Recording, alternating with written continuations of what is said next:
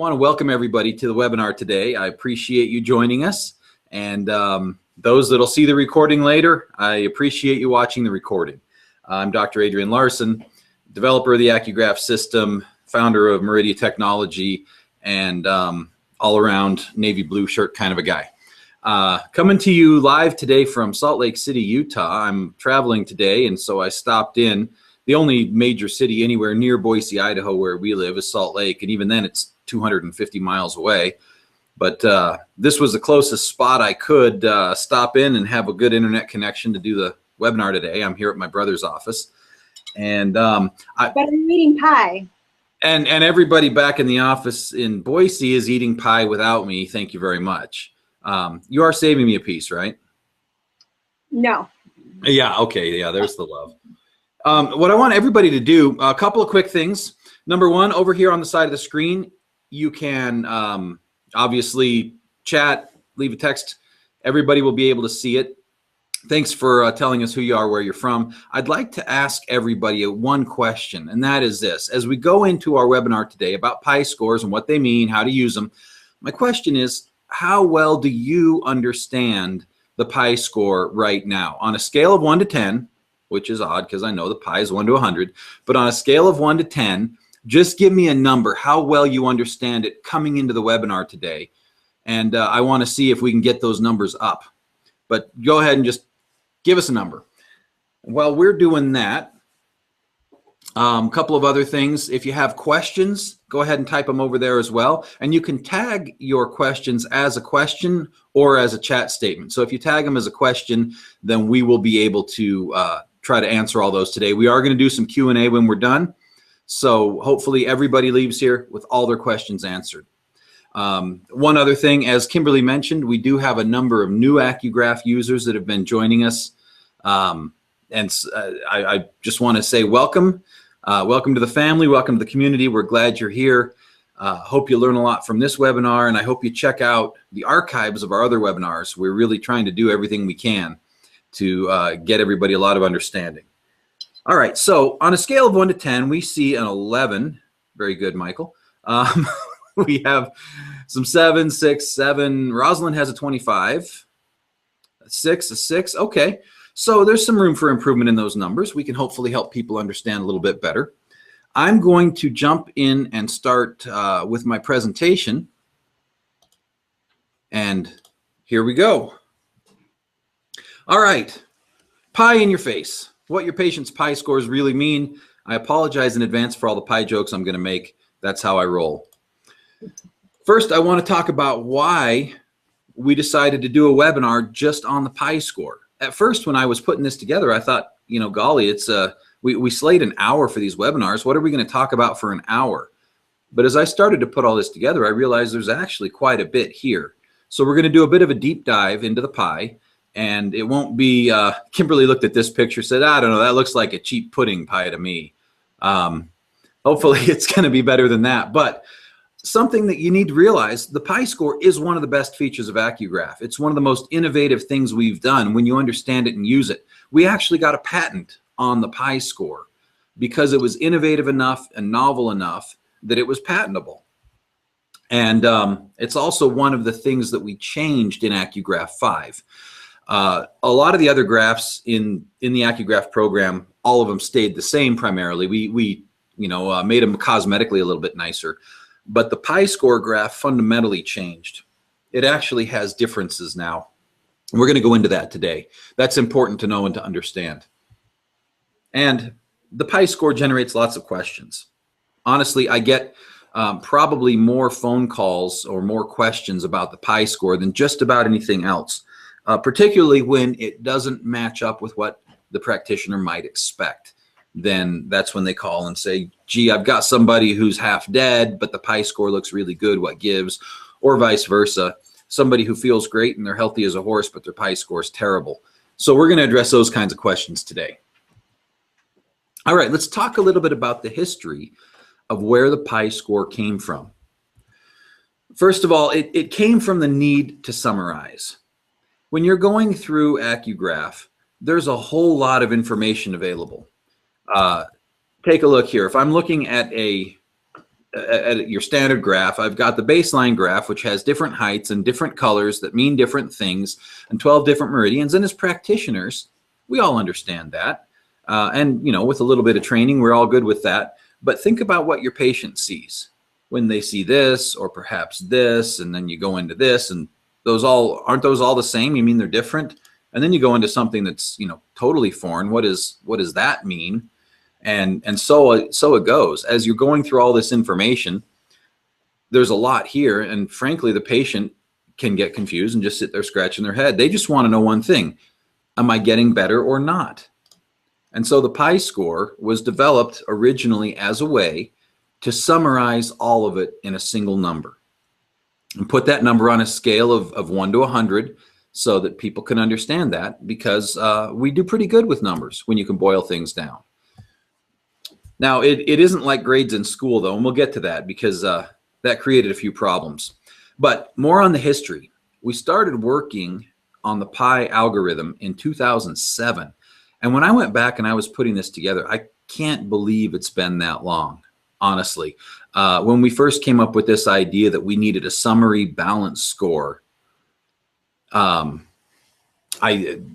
we started doing some statistical analysis and started on this idea. And boy, time flew by. I can't believe it's been almost 10 years. In order to put the algorithm together for PIE score, we actually analyzed over 200,000 individual exams. And by so doing, we were able to do statistical analysis and come up with what's a good score, what's not a good score. But it took a little bit of work. We had to bring in some outside help for that. Looking back at it now, I didn't realize at the time how important it was what we were doing. It's the kind of thing you only see in retrospect. You know, later, that research that we did, we actually wrote up a paper, submitted it to a scientific conference, the ISAMS conference, International Society for Acupuncture and Meridian Studies. It was an international scientific conference held at a university, prestigious. We entered our paper just to present it. We didn't know it was a contest. And then we found out that we won first prize for the research that we had done. Part of that research is what generated the PIE score. So here I am back there in the pre-facial hair days, holding the award, and the two people I collaborated with. And notice that little trophy that we got. And Steve still has that. I'm going to have to ask him if I can have a turn to hold it for a while. Anyway, that was totally unexpected. It was a lot of fun. And it turns out that nobody was doing that kind of research, taking massive numbers of meridian exams and analyzing them and applying statistical methods to find out what's normal and what it all means. So what does it all mean? Right here, we're looking at this PIE score of 95, and you might see PIE scores that run the gamut. Well, first of all, PIE stands for Personal Integrated Energetic Score. It is integrated. It's an integration of a lot of different information. We'll talk a little bit more about that. And it is an energetic score. This is not a score about your health or about your disease state or how long you're going to live or whether or not your diabetes is under control. People need to understand that we're looking at this from an energetic perspective. And so I get asked a lot, what does PIE stand for? And there you go. Now you know. And it happens to work well because the chart is in the shape of a PIE too. It's an integration of many factors into a composite. And so let's take a look at what all those factors actually are. So I'm going to jump over here back into AcuGraph. All right. So here's a number of things. First of all, when you look at your typical graph, what do you look for in a bar graph? Kimberly, I'm going to put you on the spot. You're looking at a bar graph. What do you look for? I look for extreme highs and extreme lows. That's the first thing I see. Okay. So the stuff that stands out to you. Looking at this one, it's not too hard to see what stands out. There's a couple of good highs there, decent size split, a couple of lows. And that's exactly right. By the way, Kimberly has no idea what I'm presenting. She's been out of the office for a week. And so I'm just going to put her on the spot from time to time. It's going to be fun, y'all. Okay. So we've got, when we look at the baseline graph, we've got highs, lows, splits. We also, notice, Kimberly, you said, you look for, you know, the outstanding, the severe highs, the severe lows, something that is more than usual. Well, that's something that needs to be considered, isn't it? A high that's, if you had a high up here around 200, that would probably catch your attention a lot more than this high of 128 when you're pretty close to the range. So the number of imbalances, the type of imbalances, and the severity of the imbalances, you can see all of that from this graph, right? I can see that there's 5 imbalances. I can tell the types, I can tell the severity. Okay, keep that in mind, and now let's look at the next graph. When we look at yin versus yang, what information can we glean from here? You're on the spot, Kimberly. What can you glean from this one? When I'm looking at yin versus yang, I'm looking at mostly when there's an imbalance in the whole range. So there's a partial imbalance in Xiaoyang and a partial imbalance in Yangming. So if it were me, I would skip on to the next graph and look for an element imbalance, because there's one in Taiyin, there's one in Xiaoyin, there's one in Jueyin. So that is the way that I look at the graph. Okay, cool. So there's information you can glean from here, and the yin versus yang balance overall in the system is another piece that you can glean from this graph. And you can also see where all of the disturbances are. Over here on this graph, I see that yin is averaging 85, yang 110, and all of the deficiencies are in yin channels. All of the excesses are in yang channels. There's some interesting tidbits. When we go to the 5 elements, or excuse me, the bi element, we see the element groups together, and we can see if there's an element that's disturbed. In the 5 elements chart, we can see what is most dominant and what is least dominant. Then we go to the energy cycle. We can see time of day effects. Same with the horary chart. Now we go to ratios. We have upper versus lower. We have left versus right. We have yin versus yang. We have the energy level, the qi level, and we have the energy stability. So on this screen alone, there's 5 different metrics. So there's a lot of information. It's information overload at this point. And then we have this PIE score all boiled down. Now I took that little tour through the graph because I wanted you to understand all of the information that is synthesized into a PIE score.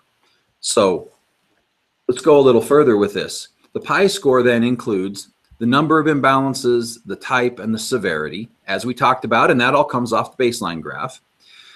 The overall qi level, the qi range, that means how high is your highest and how low is your lowest. If you have really high highs and really low lows and you're all over the map, then you're not very stable. On the other hand, if everything is close to the same range, that is very stable, and that stability matters in the PIE score. Upper versus lower, that's the meridians that run on the arms versus the ones that run on the legs. Left versus right imbalances. And yin versus yang imbalances. All of these items go statistically into the PIE score. And so let's talk about some statistical analysis. By the way, if you're going to go get a glass of water, then this is the boring part. So jump in and get the glass of water because I'm going to do statistics, but I promise I'm going to do it quick. I'm going to be as interesting as I possibly can. So this is one of the statistical graphs that we got out of that award-winning research that we did when we analyzed 200,000 graphs. This is female versus male, and it's done by age group, and it's done by upper versus lower balance. As you can see, this stuff is different for males versus females, and it's different by age group as well. And so all of this stuff is not a standard thing. There is not a standard number that is good. Age and gender all have to go into that mix. Same with the left and right balance here. Notice though that in left and right balance, you see that female and male are statistically the same, and age groups are statistically the same. That's very different than what we saw previously here for the upper versus lower. So as you start to do the statistics and you start to analyze, you find out that certain things change and certain things don't. Therefore, certain things have to be adjusted for age and gender and others don't. All right, next let's take a look at yin versus yang balance. As you can see here, everybody tends a little bit toward yin. Males and females tend to follow a similar course, kind of starting here and trending more yin as they get older. but then coming up a little bit more toward the yang side again as they become elderly. Female versus male on the same track. Overall skin conductance. Now, skin conductance here, really, this is just a fancy word for saying the average. You recall when we look at a graph on AcuGraph, we have this baseline here, this horizontal line, and in this one it's 95. That's the average of all the readings on the graph. And so when you do a conductance analysis like this across, in this case, the number was 10,128 graphs. When you divide it out by male and female and by age range, you find out that the conductance in general changes.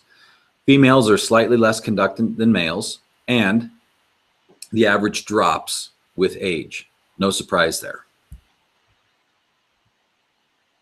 So now let's take a quick statistical look at the PIE score. When you start out with the PIE score, and I apologize, these graphics probably aren't coming through too tremendously clearly. I don't have really good graphics on this particular chart because of the statistics package that generated it. But in a nutshell, this is by number of visits, and then we grouped them into age groups. All these different colored lines are a different age group. And so on the first visit, here is the average PIE score for that age group. Second visit, third, fourth, and fifth. And you can see as they go through their visits, every age group tends to improve. The PIE score goes up. And because of that, we found, statistically speaking, that PIE score is a valid measurement. We were really thrilled to find that out when, after we built the PIE score, got it out in the field, had people using it, and went and identified thousands of graphs, we said, yeah, the more people are seen, the more their PIE score goes up. And we don't even know what treatment was applied. All we know is that these people had 5 visits. And based on that, PIE score improved. Similarly, oh, sorry, there's a little explanation. Increase in the PIE score between visit 1 and visit 5. Similarly, if we group that by gender, then for both males and females, the PIE score goes up, again, across a number of visits. When you have 5 visits, you have a statistically significant improvement in PIE score. Without controlling for what treatment was done or even if treatment was done, we show a statistical improvement. So that's it for the statistics. Everybody back with me? We can wake up now. Hopefully that part wasn't too boring. Now we're going to get into what the numbers actually mean, how they're grouped together, and then we'll move into how we can use this in clinical practice. So let's jump in and talk about the PIE range. You'll notice that we have this bar here, and you'll see that on every PIE screen in AcuGraph. So when you go here, you hit the PIE score, you'll always have this bar over here on the left. And that's partially to give your patients an idea of where they land. Believe it or not, when we first built the PIE score, way back in AcuGraph 3 is when we rolled this out, we didn't have this range on here. And it just didn't occur to us that people would wonder, is that good or is that not good? And what we found out was that the problem is that it's 0 to 100. Now, when you think about a score, if I say, hey, you know what, you scored a 55, what's the first thing you think?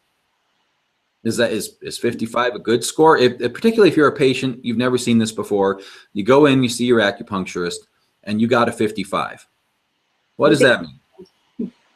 Well, for most of us, that means an F. You got an F. You failed, because in school, we're all programmed that a score is going to, you know, if it's on a scale of 0 to 100, you've got to get above a 60 or above a 70 or whatever it is to pass. And really, you're not doing well until you're in the 90s. Well, that's part of the problem we found, is that people had no idea. If they told they got a 55, they thought they were dying. And so we built this bar here so that they'd understand, no, actually 55, pretty typical, you're doing fine. A lot of people that walk in that door are in that range. But theoretically, it can go all the way from 0 to 100, although in practicality, probably from the low 20s up to the low 90s.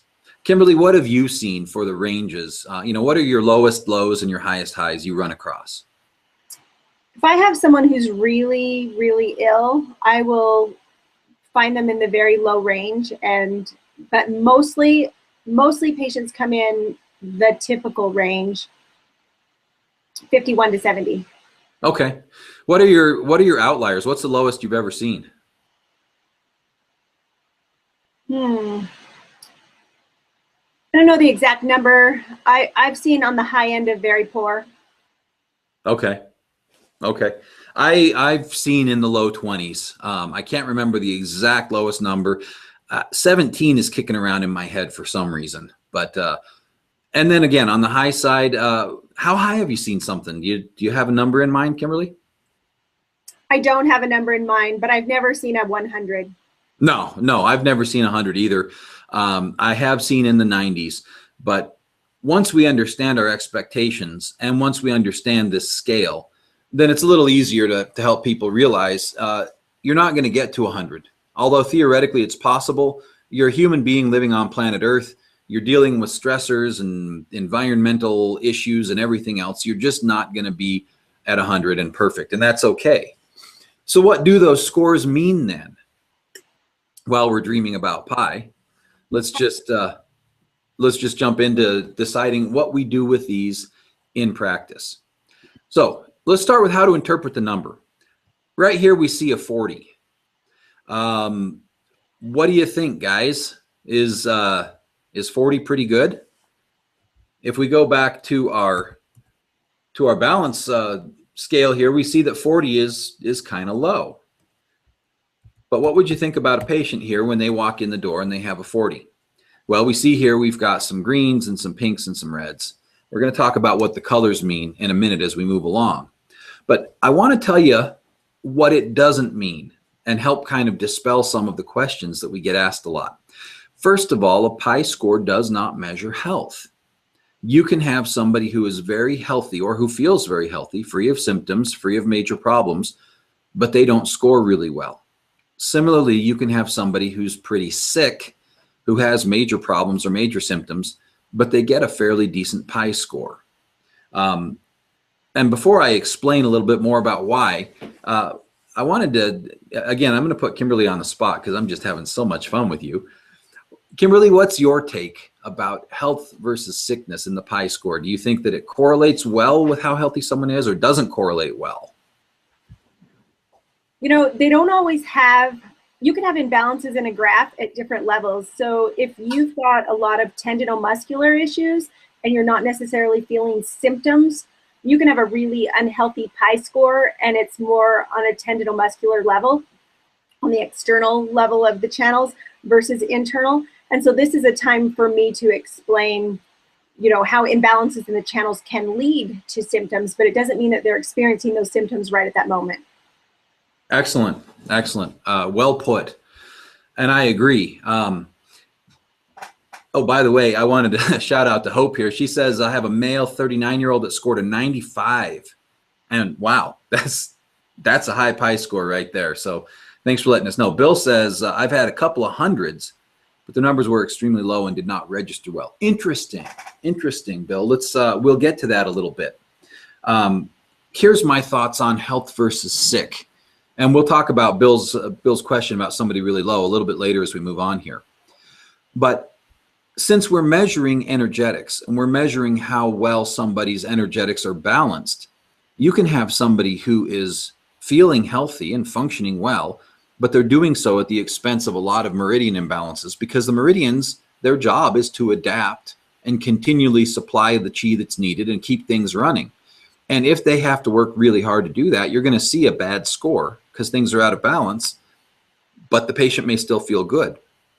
And that means that their meridian system is adapting to whatever they're up against. On the other hand, you can have somebody who's really sick. I remember I had a case one time where the graph was just really low all across the board. It was just, you know, the overall average might have been a 20. And so everything was just these little tiny bars all across there. But the PIE score was really good. Well, since the PIE score measures balance, if everything is like this, it's balanced, isn't it? The patient was very unhealthy and having all kinds of problems, but everything was balanced. So you have to remember that you're not measuring health or sickness.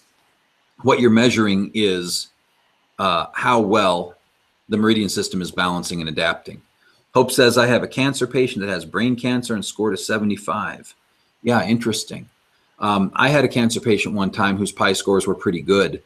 And we actually discovered the cancer, not because the PIE score was bad, but because of a belt block that wouldn't resolve after 8 visits. After doing everything we could, we said, golly, yeah, there's got to be something else going on. And sure enough, it was cancer that was causing the belt block. But interesting.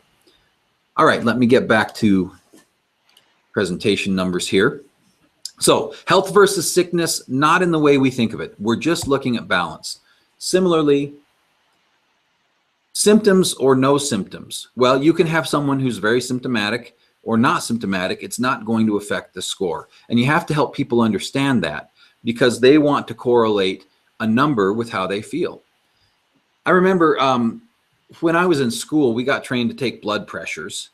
And I still to this day remember the lecture that the professor stood up and he talked about that high blood pressure is the silent killer. And we all, I hope we've all heard that. High blood pressure is a silent killer because it is asymptomatic. The first sign of high blood pressure half the time is death. Because if you don't test it, somebody could say, I feel fine. I'm doing great. There's nothing wrong with me. And yet, if you were to take that number and look at their blood pressure, you'd find out there's something very wrong. What else is another silent one that goes unnoticed until the damage is done? Diabetes or prediabetes. When there's a blood sugar imbalance, when somebody has high glucose, they may feel fine. They may be totally asymptomatic. So those are a couple of examples you can use. If somebody says, hey, but listen, I feel great. How come my score is bad? The answer is, feeling good does not mean you're free of problems. It just means the problems haven't gotten bad enough that you feel them yet. And when they do get bad enough that you feel them, the damage has been done. High blood pressure and diabetes are 2 great examples of that. And people understand that. Once you can explain, we're measuring something you can't feel. We're measuring your energetics and how your body and your system are adapting. Okay, next question. PIE score improving versus PIE score degrading. Well, this is interesting because oftentimes it can do both. Kimberly, what is the statement that you're famous for making? Go ahead and tell us. Okay. I have often said that sometimes the graph will get worse before it gets better. And that is because as you're creating shifts in the body, as you create a shift in one channel, it may find another imbalance someplace else, which would then make the graph worse before it's better. The caveat to that is if you're treating very close together, couple 2 or 3 times a week, you will see quick improvements in the graph. But if you're treating a week apart, there are often times that the graph will get worse before it gets better. So absolutely right. It has to do then with frequency and how close together the visits are. And I caught you eating pie, didn't I? You did. Woohoo! Okay. But I'm not taking the berries out of my teeth. If only the camera had a close-up. All right. So yeah, your patient can get worse before they get better. But if you're treating them more frequently, you know, if you just treat them once and wait a couple of weeks, then yeah, there's a good chance you're going to see something worse.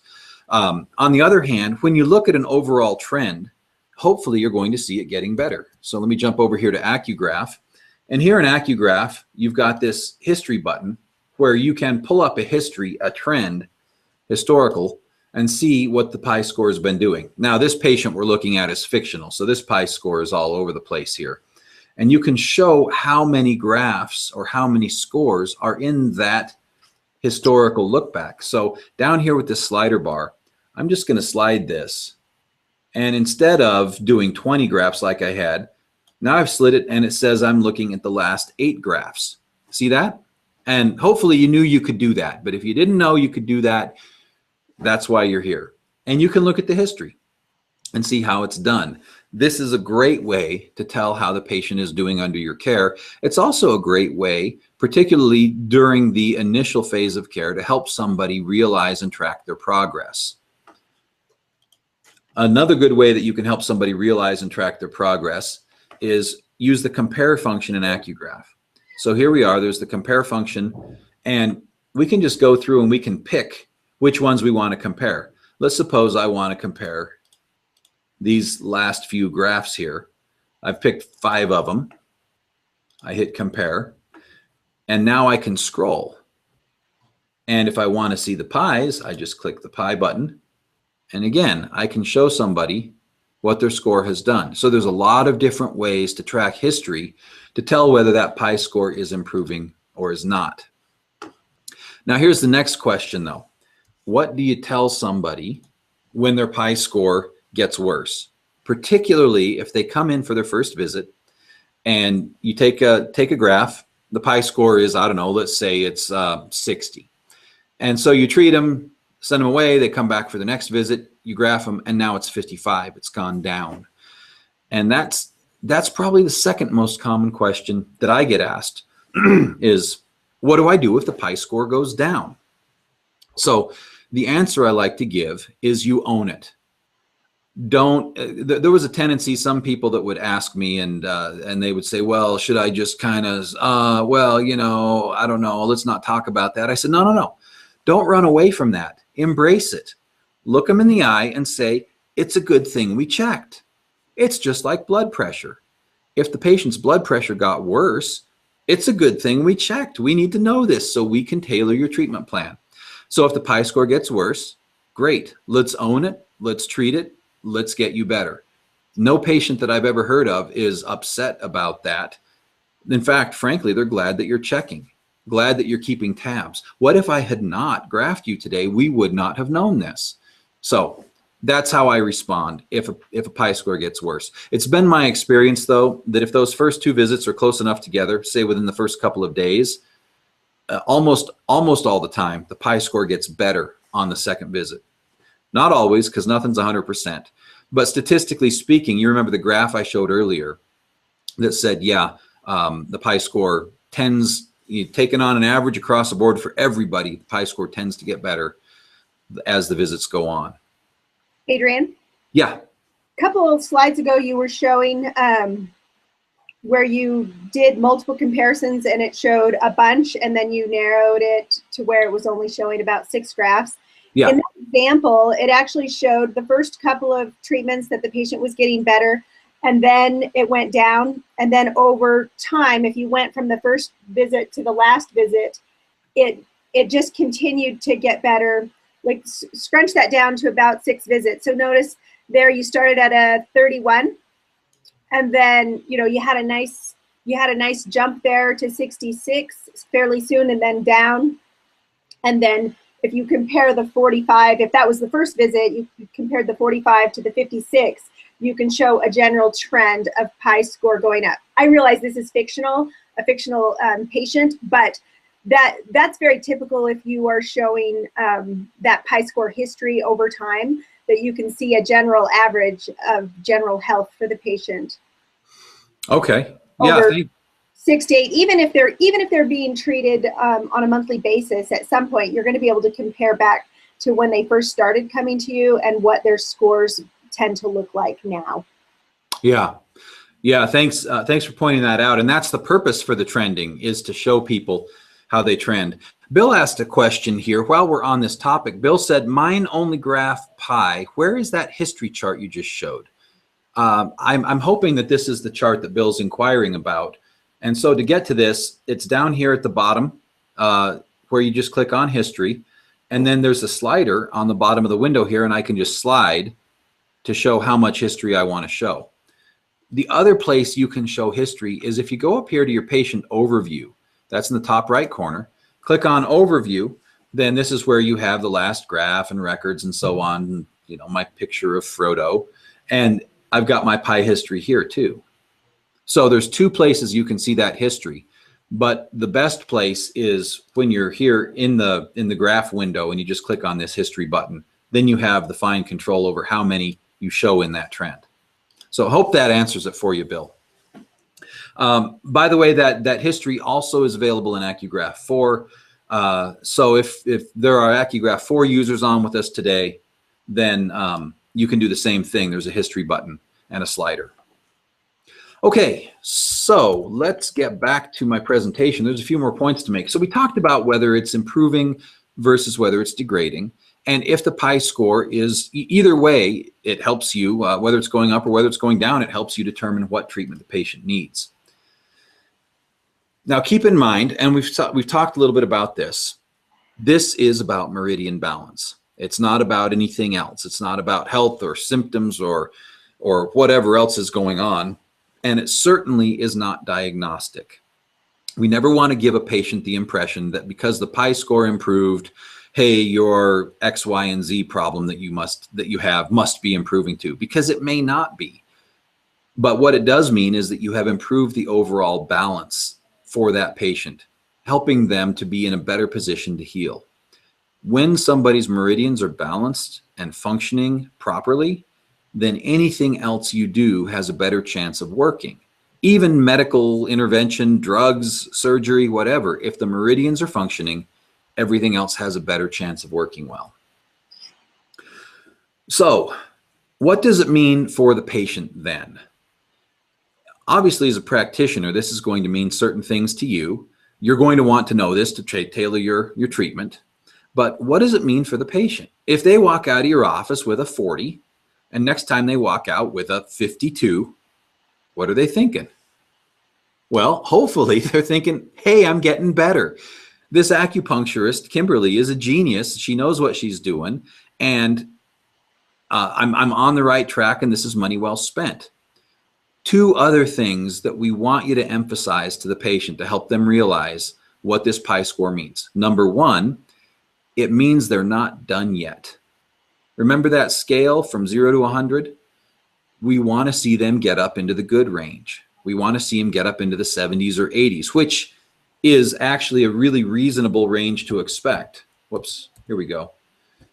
If we get up here into the typical range or even into the very good range, 70s, 80s, that's excellent. And some people, that's their plateau. They're just never going to get above that. Their system just is never going to be more balanced, and that's okay.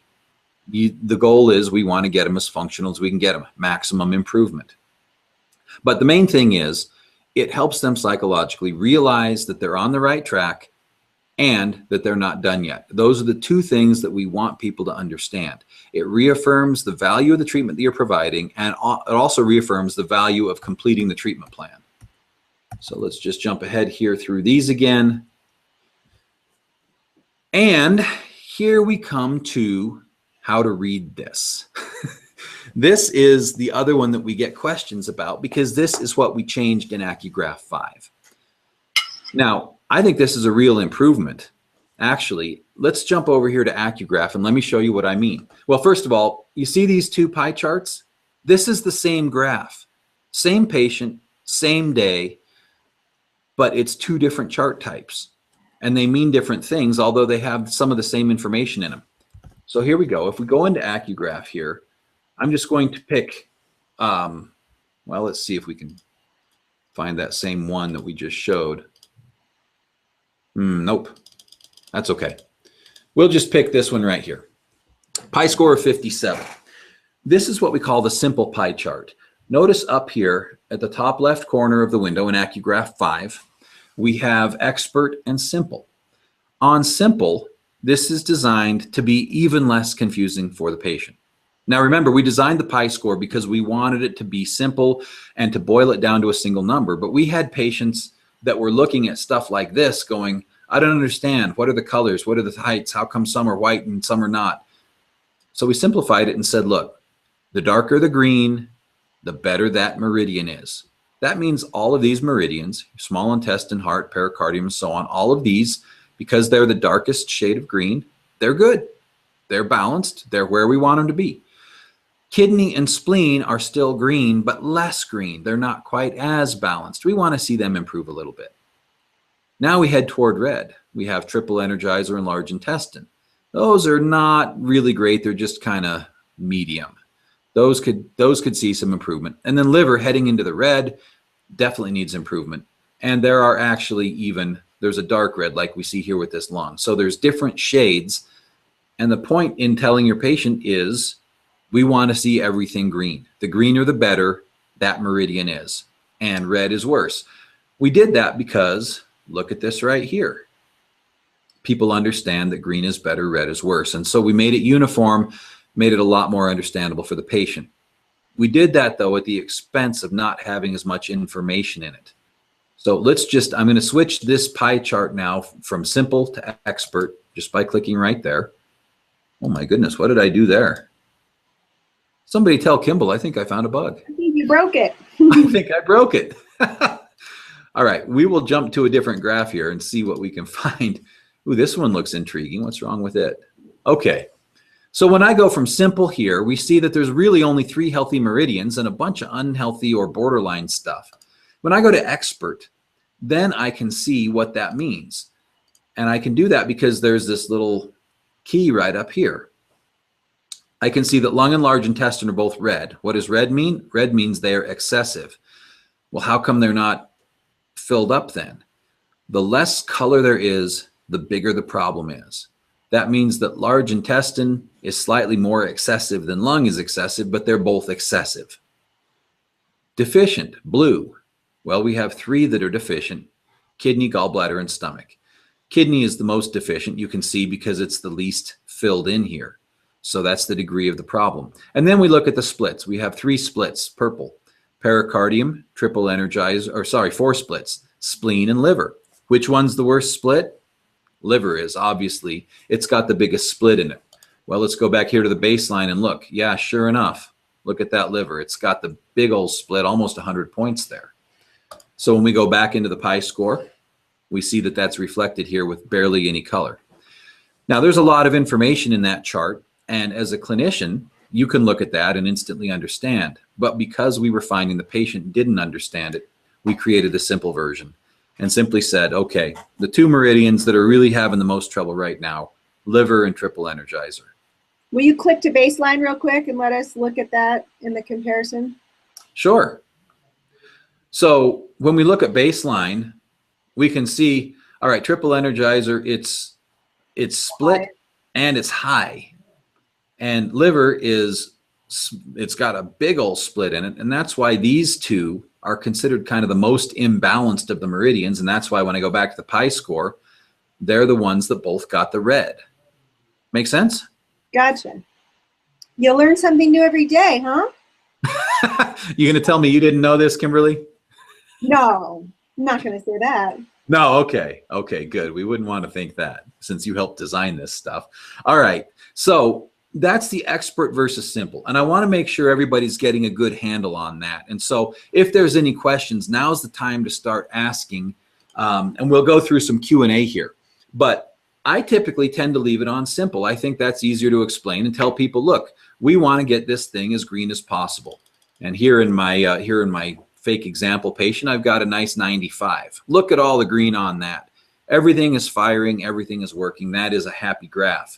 Baseline on that one? Yeah. Look at that. Kidney is just slightly below the average. Everything else is in the range. And that's why that score is so good. One of the best ways to educate yourself about PIE score is to do exactly what I'm doing here. Look at this and say, okay, I've got some excess and some deficiency and kind of get an idea of what you're seeing, and then go to your PIE score and look at your PIE. Look at it in both ways. Those who have been using AcuGraph for a long time, hopefully this kind of happens in your mind anyway. You're already on top of this. But if I had to summarize what we've talked about today, we've talked about a lot of mechanics, a lot of nuts and bolts, about how the PIE score works, where it came from, how it was developed. I did that as a background so that you could think about it in a certain way. But the real value for the PIE score is for the patient. Help them understand that this is how they know that their balance is improving, that their meridians are improving, that they have the best chance of healing. So with that, let's open it up to some questions. We start out with Oana. I hope I'm saying your name right. If a split is also an excessive, both sides, it is better to treat it as a split or as an excessive. Excellent question. Really, there is no hard and fast rule there. You may want to treat it as a split. I tend to do that if it's split and excessive, but I know just as many practitioners who would say, no, if you treat the excessive, it'll come down and the split will go away. Kimberly, what's your opinion? You gave a couple examples of splits just now. One where they were both excessive and it was a split. I personally probably would treat that one as an excess, and the split would go away. But then you had the one that was extremely low on one side and extremely high on the other. That one I would probably treat the luo point and treat the split and see where it lands after that. That would be my opinion. Okay, thank you. And this is interesting. Look at this heart here. This heart is coming up as a split, but it's not a split. Notice that this heart is purple, which means split, but it's 120 and 124. That's not split at all, and that's because in AcuGraph 5, you can choose how to treat a channel. You can close that, and you can show, or you can choose. No. I'm gonna treat that as a high, rather than treating it as a split. And that's that. Once you customize your graph like that, then you can customize your treatment plan for it. So whether you choose to treat it as a split or treat it as an excess, it's totally up to you, and you can do either one. Okay, let's see. There was a question. Christina says, what if you get a graph that's all green with a PIE above 70, yet the patient has neck and shoulder pain? Excellent question. I love that, and I'm glad you asked that, because that's really common. In fact, I'll bet a bunch of you out there are nodding your head saying, yeah, I've seen that. What do I do when I have a score and I show the patient the score looks great? And then they say, well, then why do I feel so bad? Whatever the symptoms are. The answer is, well, this is great news. We've got your meridians fairly well balanced. Things are working. That means that the treatment we're going to do, in this case, for Christina, for the neck and shoulder pain, has a much better chance of getting you out of pain because the chi can flow.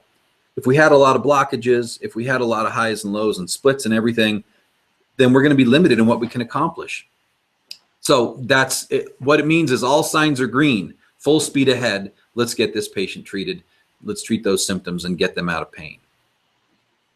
Anna says, thank you both. You're almost perfect. I don't know what my PIE score is. I guarantee it's not almost perfect, though. Emma says, I have a hard time telling people we're doing good when they consistently get a lower PIE every time they come. If the PIE is consistently getting worse and worse and worse, there's a couple of questions to ask yourself. First of all, I've seen that happen where it dips for a while. I've never seen it just crash down, down, down, down, down, and never come back up. But sometimes what I've seen is people that are not actually treating to balance meridians.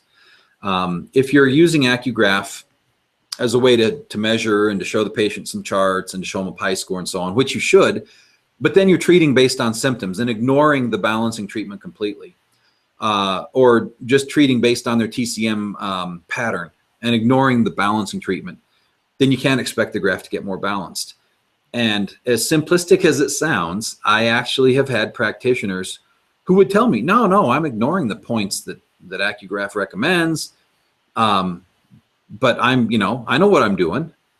And I say, just humor me and try the balancing points. Add them to what you're doing. You don't have to, stop what you're doing, but add these in. And I've heard two things. Number one is, I don't know, some of those are points that I just don't use. It would never occur to me to use that point. That's just outside the realm of how I think. Try it anyway. See what happens.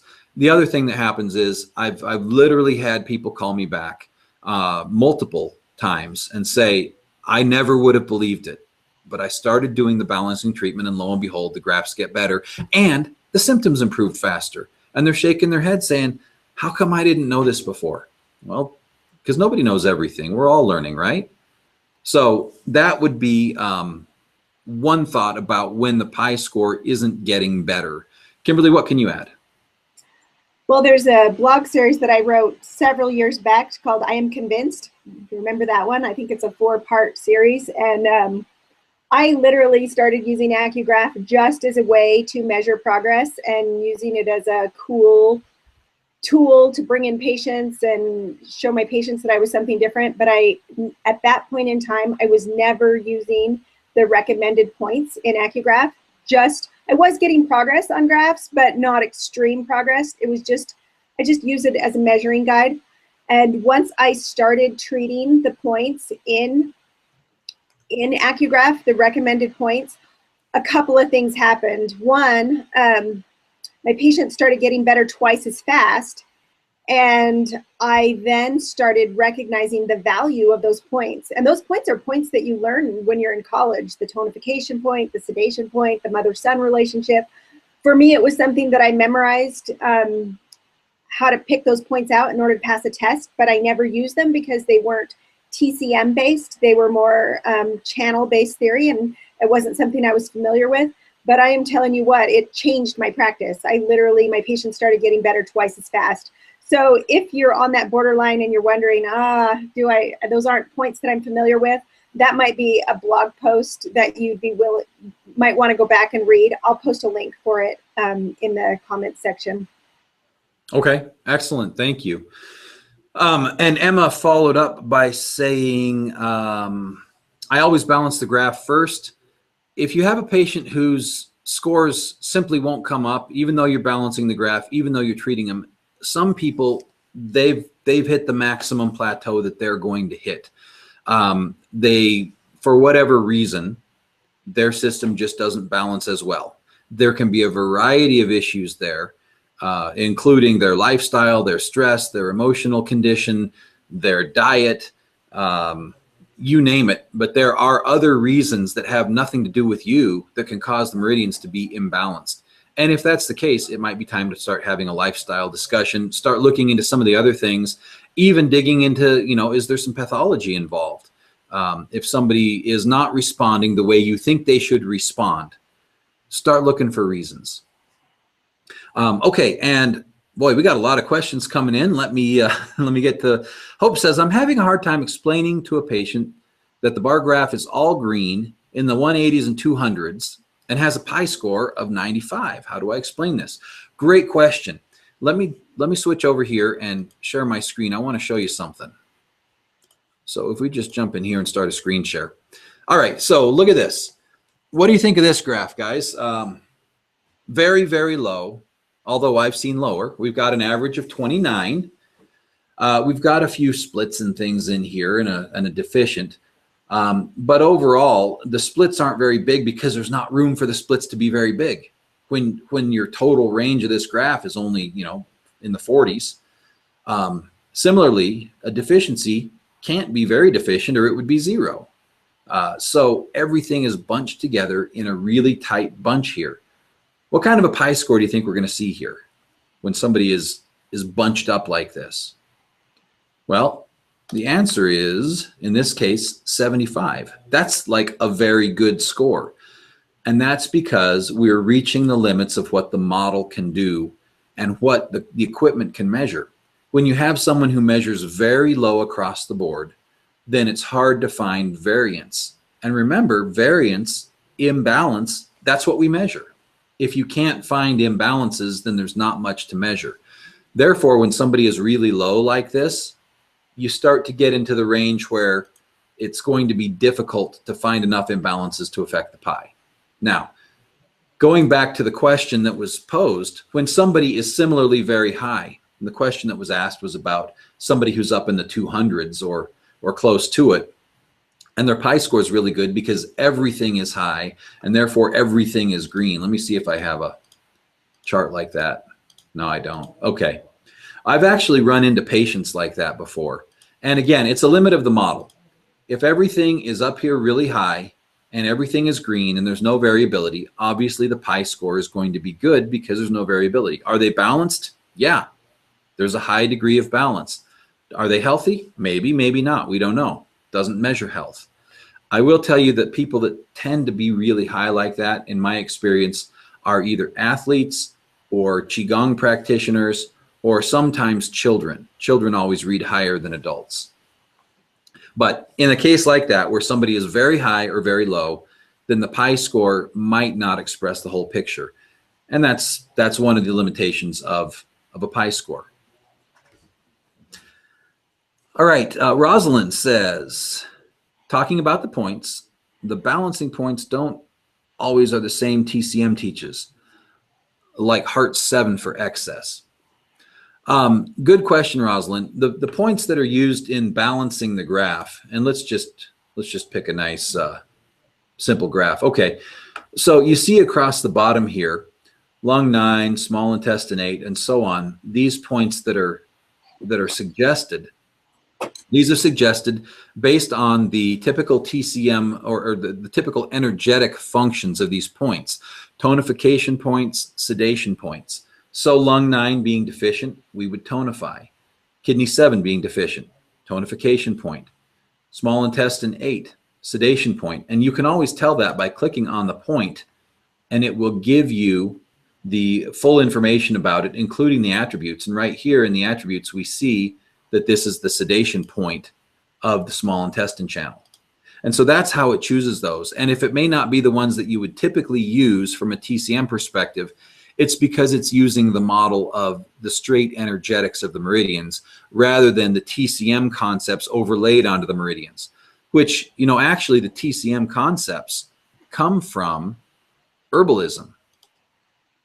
Things like dampness or heat, those are herbal kinds of concepts that get overlaid on the meridians in TCM. And I'm not saying that's not a valid approach, but from the pure energetic standpoint, prior to the times when herbalism was combined, back when you would see an herbalist and you would see an acupuncturist and they weren't the same person, you would find that the energetic attributes of the meridian were what people used to choose points. All right, Cameron put up the link to the blog Kimberly was talking about. I am convinced. Thanks, Cameron. Always Johnny on the spot. I appreciate that. Bill says, I found the same, doing the points for the patient, but when I added the balancing points, most patients improve faster. Awesome, Bill. I love that. Added do 24, Yin Tong, Shen Men for relaxation. Beautiful. Oana says, what is the relevance of the energy level on the baseline levels compared with the PI score? Okay, so the energy level on the baseline. So if I'm understanding, in this graph, for example, the energy level is 100. And if we, oh wait, sorry, I guess I should share my screen when I'm going to point to things. Is that better? Okay. Nope. It's not better? Now it is. Okay. So on the energy level, on this graph, we see the energy level is 100. And therefore, if we were to go to the ratio screen, we would also see the energy level 100. Let's go to a different graph now. Let's try to find one that's low. Okay, here's one, it's 84. And so if I go to my ratio screen, it's 84. Therefore, as you can see, the energy level here is nothing more than the mean or the average that's shown on the baseline graph. So to answer the question that was asked, what is the relevance of that? The answer is that that is actually the least relevant of all the things we look at. So we look at upper lower, we look at left right, we look at yin yang, we look at stability, we look at the number of imbalances, the types of imbalances, all these pieces of information that all go into the PI score. The one that is actually the least likely to change a lot with treatment is that average, this number here, the chi energy level or the average line here. Part of that has to simply do with people's skin. As we showed you from the statistics earlier, as people age, then their conductance tends to go down. Their readings overall across the board get lower with age. And you're not going to change that. You're not going to make them younger by treating them. And that partially just has to do with the skin. The fact is, you're reading points on the skin, and the skin changes with age. It becomes less conductive. It dries out. Therefore, although you will make changes in the average, don't expect that the average is going to respond in a huge way. It tends to respond in smaller ways and more slowly. And someone who averages high is always going to average high. Same with averaging low in general. I have a thought here. One of the main things that I recognize is the energy stability. And I know you talked about that a little bit, but maybe you could bring it back up for a moment. energy stability is one of the main things that will change the PIE score. And that's me projecting. Would you say that's correct? The stability is a big indicator for PIE score changes? It's certainly one of the statistical things that goes into it. Yeah, it definitely has an effect. You bet. It's not the biggest, but it's one of them. So I wanted to talk about that because I think we've talked a lot about what the chi level is, but energy stability has to do with if you have a graph where there are a lot of extreme highs and extreme lows, and I like to call that a choppy graph. And there's a blog that I wrote about that, and I'm going to put that over in the comment section as well. Adrian, could you maybe find a graph where the stability is really off? Sure. See what we can find here. Let's look for something with low stability. There's a 60, there's a 51, there's a 38. There's a very low stability, okay? And then if we look at the baseline graph, well, we can see why. It's going from 195 at the high end down to a 37 at the low end. Click on energy cycle for a moment.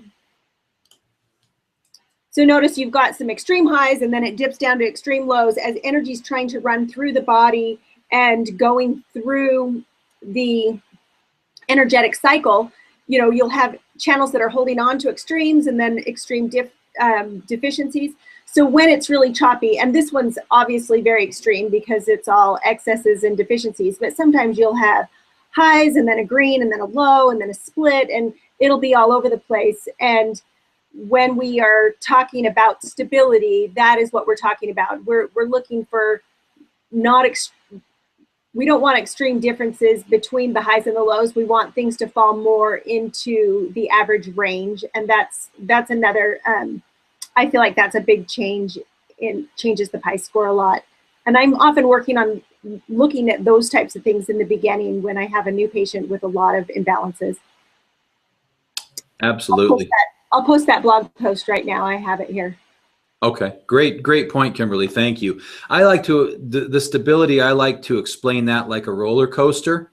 If you were going really high and really low and up, whoops, I clicked one, and up and down, then that's not going to feel really stable. That's where your stomach's going to be swooping and you're going to feel like you're on a roller coaster. That's low stability versus something more along these lines where you're going to have a very high degree of stability. If we look at this graph, it doesn't have a lot of really high highs and really low lows, and therefore it's got a very good stability score.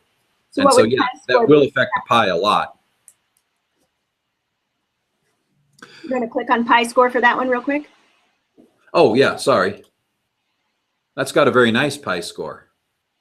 But you'll also notice how many imbalances. There's only 2, and they're not particularly severe. There's a split that's not huge. There's a low that is fairly low, but only 2 imbalances out of 12.